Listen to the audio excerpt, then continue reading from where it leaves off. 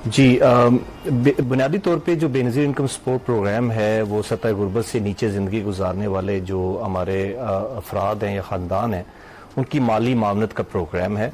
और हम इस वक्त तकरीबन 93 लाख ख़ानदानों को माली मामनत फ़राहम कर रहे हैं और उनको सहमाई जो है वो हम 10,500 रुपये के हिसाब से जो है वो ये माली मामनत फ़राहम करते हैं। और इस माली मामनत का जो बुनियादी मकसद है वो ये है कि जो हमारे सतह गुर्बत से नीचे ज़िंदगी गुजारने वाले लोग हैं उनका जो आमदनी और जो उनके अखराजात है उसके दरमियान जो फ़र्क है उसको हम किसी तरीके से ख़त्म कर सकें। हम मुकम्मल तौर पर वो फ़र्क तो नहीं ख़त्म कर पा रहे, लेकिन हमारी कोशिश है कि जितना भी हम कंट्रीब्यूट कर सकें एज हुकूमत Pakistan, as government of Pakistan, ताकि उनकी जो माली मुश्किलात हैं वो कम से कम हो। ये हमारा मेन प्रोग्राम है। इसके अलावा हमारा एक प्रोग्राम है जिसके ऊपर हम इन्हीं ख़ानदानों के जो बच्चे हैं उनकी तालीम को जो है वो इंश्योर करते हैं। बेसिकली उनको इजाफी हम माली मामनत फ़राहम करते हैं अगर अपने बच्चों को स्कूल भेजते हैं और वो 70% हाजिरी अचीव करते हैं। और इसके अलावा हमारा एक और प्रोग्राम है जो कि बेसिकली हेल्थ एंड न्यूट्रिशन को फोकस करता है। आपको पता है कि हमारे मुल्क में तकरीबन 40% बच्चे जो है वो स्टंटेड हैं और स्टंटेड बच्चा जो है अगर इस माशरे में हो तो वो एक डिपेंडेंसी क्रिएट करता है। तो उसके लिए हम उनको इजाफी माली मामला देते हैं ताकि वो अपनी ग़िज़ा को जो है वो अपना मुकम्मल तौर पर ले सकें माली मामलत के। सो बेसिकली जिस तरह मैंने बताया कि जो हमारा अनकंडीशनल कैश ट्रांसफर है जिस पे कोई शर्त नहीं है, शर्त ये है कि खातून खाना और उसके पास शनाख्ती कार्ड है, उसको तो 10,500 रुपये हर समाई हम देते हैं। उसके बाद जो हमारे जो आपने कहा डेजिग्नेटेड प्रोग्राम्स हैं, बिल्कुल उसके लिए हमारा डेजिग्नेटेड बजट है, डेजिग्नेटेड प्रोग्राम है, उसके लिए कुछ शराइत है। वो उन शराइत को मुकम्मल किए बगैर माली मामलत नहीं ले सकते। मैं एक मिसाल दे रहा हूं कि अगर उनका बच्चा है और वो स्कूल जाता है और स्कूल जाने के बाद वो 70% हाजिरी को अचीव करता है तो फिर ये इजाफी माली मामलत के लिए वो अहल होंगे। और इसके लिए हमारा निज़ाम ये है कि हम हर स्कूल में जाके उनकी हाजिरी को चेक करते हैं। हमारा जो स्कूल एजुकेशन डिपार्टमेंट है उनके साथ एक MOU साइन है जिसके जरिए हमें हाजिरी मसूल होती है और उस हाजिरी की बुनियाद के ऊपर हम उनको ये इजाफी माली मामलत फराहम कर रहे होते हैं। तो ये एक डेजिग्नेटेड है, हर प्रोग्राम का अलग-अलग बजट है, लेकिन हमारा जो मेन प्रोग्राम है वो यही है जो जिसको हम अनकंडीशनल कैश ट्रांसफर कहते हैं या कफालत कहते हैं, जिसके जरिए हम 10,500 के हिसाब से हर समाई रकम फराहम करते हैं। तो मैंने आपको शुरू में बताया कि मैं आपको थोड़ी सी एक्सप्लेन कर दूं कि हमारा इस वक्त 471 अरब रुपए का बजट है इस प्रोग्राम का जो सालाना इस साल जो हम फराहम कर रहे हैं। और 93 लाख बहुत सारे खानदान गुर्बत से नीचे हैं।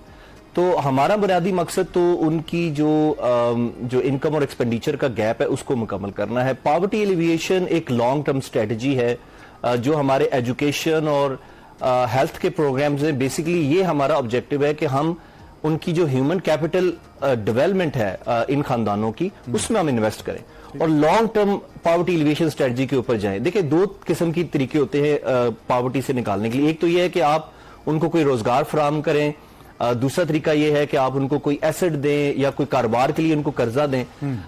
जिन खानदानों को हम डील कर रहे हैं इनमें सबसे जो बड़ा मसला है वो तालीम की कमी है। 90% जो हमारी खवातीन है जो हमसे माली मामलत ले रही हैं वो प्राइमरी तक उन्होंने तालीम हासिल नहीं की, वो अनपढ़ है। तो उनके लिए कोई कारोबार करना या उनके लिए कोई किसी किस्म की जो टेक्निकल ट्रेनिंग है वो लेना बहुत मुश्किल काम है। सही। तो हमारा लॉन्ग टर्म ऑब्जेक्टिव ये है कि हम इन्वेस्ट करें इनके बच्चों की तालीम में और इनके बच्चों की सेहत में। और ये जो बच्चे हैं ये जो है जब बड़े होंगे, जब अपना पढ़ लिख जाएंगे तो ये एक बेहतर फर्द के तौर पर माशरे में सर्व कर सकेंगे। बेसिकली आपने बहुत इंपॉर्टेंट सवाल किया और ये वो सवाल है जिसकी बुनियाद पर हमें हर साल जो है वो हुकूमत पाकिस्तान से फंड मिल रहे होते हैं। मैं आपको बताऊं कि हमारा एक बड़ा साइंसी बुनियादों के ऊपर एक निज़ाम हमने मुवज्जा किया हुआ है जिसके ऊपर हम लोगों की सिलेक्शन करते हैं। इसमें किसी किस्म की कोई डिस्क्रिशनरी नहीं है। कोई बंदा किसी को ना प्रोग्राम में शामिल कर सकता है और ना ही प्रोग्राम से निकाल सकता है। हमारा एक 63 सवालों पर मुश्तमिल एक क्वेश्चनर है। हम करते ये हैं कि हम हर घर जाते हैं, मुल्क भर में जितने भी हाउस होल्ड्स हैं उनका हम दरवाजा दस्तक देते हैं और उनसे वो 63 सवाल पूछते हैं। अच्छा।